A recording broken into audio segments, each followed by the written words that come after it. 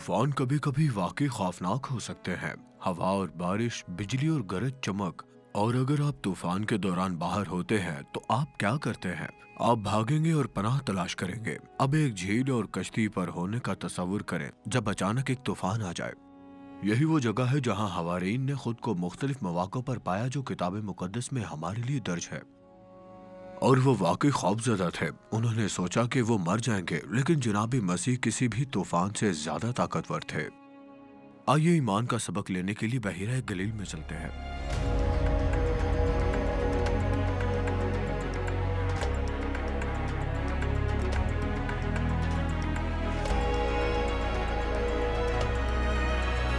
गलील की झील आमतौर पर एक बहुत पुरसुकून और पुरअमन जगह है।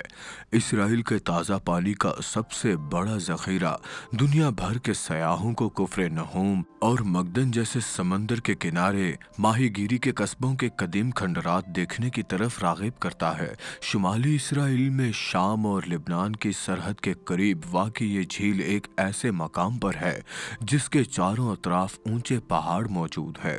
जैसे कि हवा झील की सतह पर गर्म पानी के ऊपर ठंडी पहाड़ी हवा को चलाती है, ये झील के ऊपर बहुत तेजी से तूफान बनने के लिए बेहतरीन हालात पैदा करती है। हवारीन के जरिए इस्तेमाल की जाने वाली माहीगीरी की कश्तियां आज की बड़ी माहीगीर कश्तियों की तरह नहीं थीं। ये कश्तियां मुमकिना तौर पर लकड़ी की छोटी कश्तियां थीं।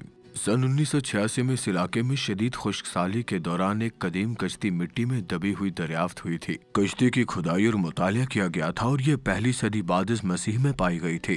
और इस दौर में जनाब मसीह जमीन पर मौजूद थे। ये एक हैरत अंगेज दरियाफ्त थी और ये जनाब मसीह के ज़माने में गलील की झील पर सफ़र करने वाली कश्तियों के अंदाज और रकबे की एक उम्दा मिसाल है।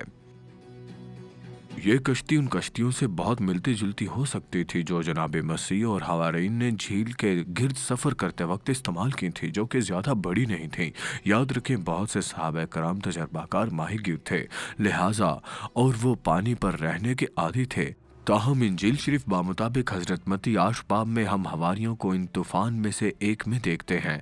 आयत 25 में सहाबा करम जनाब मसीह के पास जाते हैं और उन्हें सोते हुए पाते हैं।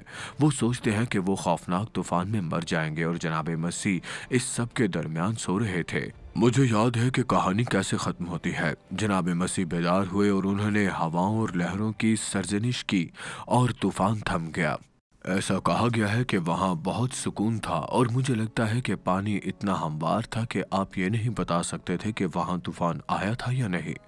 वाह, ये वो कुदरत है जो जनाब मसीह के पास है। 8 बाब की इस कहानी में हम जनाब मसीह को सहाबा कराम से पूछते हुए पाते हैं, ऐ कम एतकादो, तुम क्यों डरते हो? सहाबा कराम मौला कायनात के साथ थे, लेकिन ईमान में कमी थी उनके। उन्होंने ऐसा अमल नहीं किया जिससे वो समझते कि वो इब्ने खुदा हैं, तूफानों समेत हर चीज पर कादिर हैं।